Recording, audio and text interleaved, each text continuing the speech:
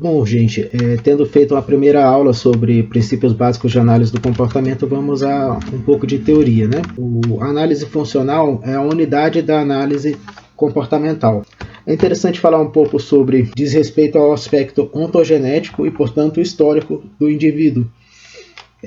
E analisa situações em que existe uma relação de contingência, uma regra que especifica eventos ambientais, né? O conceito de contingência se refere a uma relação de dependência que descreve como a probabilidade de um evento pode ser afetada por outros eventos. Diferentemente do comportamento respondente, que é incondicionado ou condicionado, o comportamento operante não se elicia de um estímulo antecedente. Na neurofisiologia, pode-se dizer que envolve áreas cerebrais relacionadas à tomada de decisão e pensamento complexo. O comportamento operante é a maior parte do comportamento do indivíduo e ocorre em função de uma consequência. Quando o indivíduo se comporta de uma maneira e não de outra, a gente fala que ele está sob controle de determinados reforçadores ou estímulos e não sob controle de outros.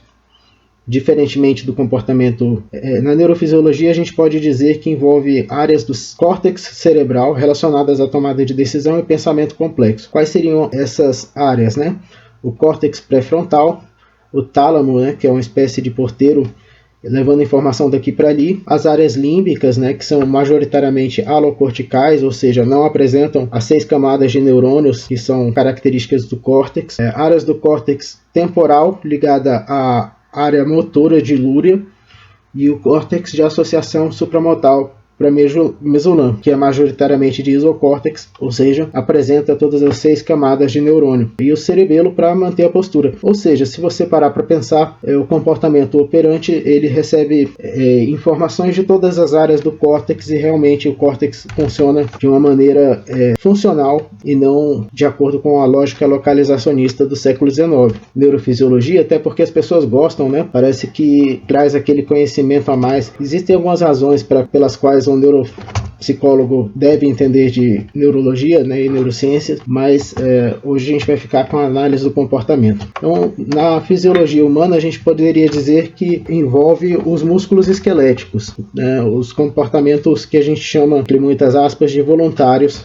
né, porque para análise do comportamento, quanto mais a gente sabe sobre a história de vida do indivíduo, mais facilmente a gente pode prever o comportamento dele e controlar, seja através dos estímulos antecedentes, do ensino de uma resposta alternativa ou através de dispor as contingências de uma maneira tal que o indivíduo se comporte mais provavelmente de uma maneira pacífica.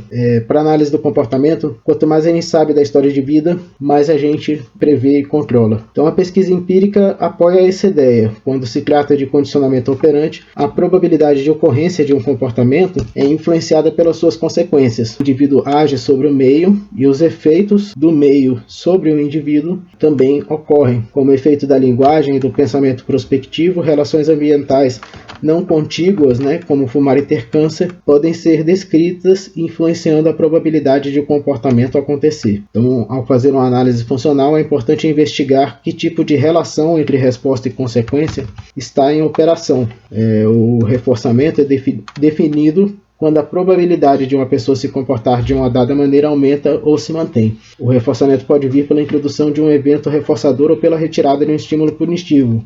Quando o efeito reforçador está acompanhado da introdução de um evento reforçador, a gente fala que o efeito sobre o indivíduo é de alegria, e a retirada do estímulo punitivo gera sentimentos de alívio. No comportamento operante, a gente também tem a punição, que a probabilidade de emissão de uma resposta diminui pela apresentação de um estímulo aversivo ou punitivo ou pela retirada de um estímulo reforçador. O fato de que o comportamento operante parece estar orientado para o futuro é um equívoco. Tome como exemplo o comportamento de procurar alguma coisa. Em que sentido alguma coisa que não foi encontrada é relevante para o comportamento, né? Na medida em que a gente pode traçar inferências sobre as variáveis que o controlam. A gente pode explicar o comportamento de procurar alguma coisa, dizendo que nas vezes em que se procurou alguma coisa no passado, em que se comportou de forma semelhante, alguma coisa foi encontrada, né? Então a gente define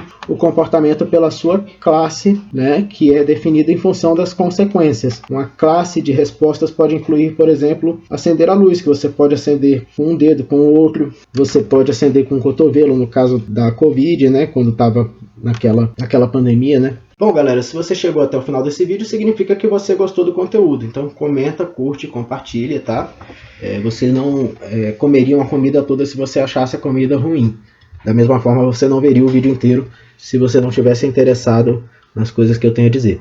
Um abraço para você e até logo menos.